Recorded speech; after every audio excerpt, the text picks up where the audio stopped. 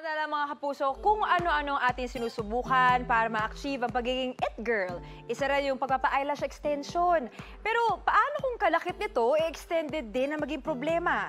Yan ang kwento inalam ni Katrina Son. Lagi bang on fleek ang mga pilikmata mo? Dagdag ganda points ba ito o hatid lang ay perwisyo? Kung hindi naman achieve ang gustong beauty, mag-ingat dahil baka usapang eyelash extensions gone wrong yan. Para sa health coach na si Hana, asset daw ang pagkakaroon ng magandang pilikmata. Para sa akin po as a girl, yan, yung mahabang lashes kasi parang nakakatulong siya na mas maganda, parang kahit woke up like this ka, fresh yung dating mo. Gusto ko lang po siya ng additional length and additional volume kasi mahaba naman po yung pilikmata ko pero medyo manipis po kasi. Ang eyelash extensions, karaniwang tumatagal ng 1 hanggang 2 buwan.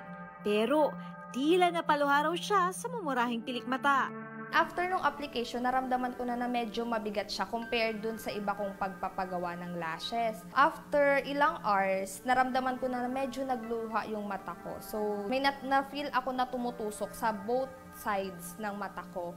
Then, sinabi ko na yun sa lash artist. Then, sabi niya, may nailagay, dumikit lang daw yung glue dun sa may medyo lower lashes ko.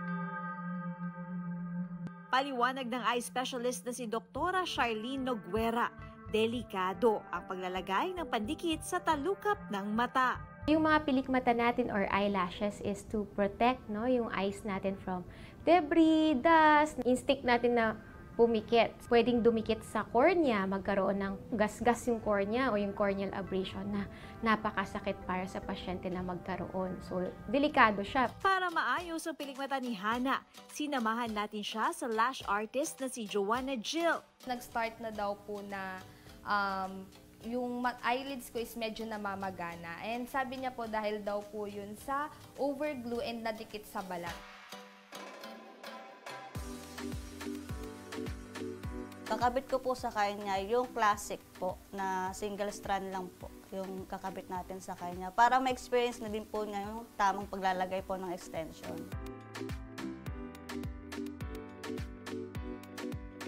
Dapat alam mo na sa mismong pilikmata ay dinidikit ang extensions para maiwasan ang pamamaga, kuliti at pagkasira ng natural lashes. Naging cause po ng pamamaga is yung pong nakadikit po sa balat and yung katulad din po nung paglalagay po ng extension na sobrang dami po nung natural lashes po. Kasi kunyari, single strand, kailangan po talaga is isang natural lashes po yung ilalagay po natin.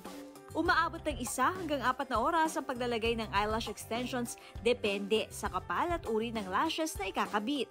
After po nung nangyari na yon, na-realize ko talaga na dapat doon lang tayo sa trusted, kilala, and yung mga licensed talaga na lash artist. Mas magandang pumunta kayo sa ophthalmologist para mas malinisan ng maigi or matanggal yung glue ng maayos para hindi magasgas yung cornea nyo or magkaroon kayo ng eyelid infection. Huwag maging pikit mata sa panganib na dulot ng pagpapaganda. Kumonsulta sa eksperto para achieve ang beautiful you.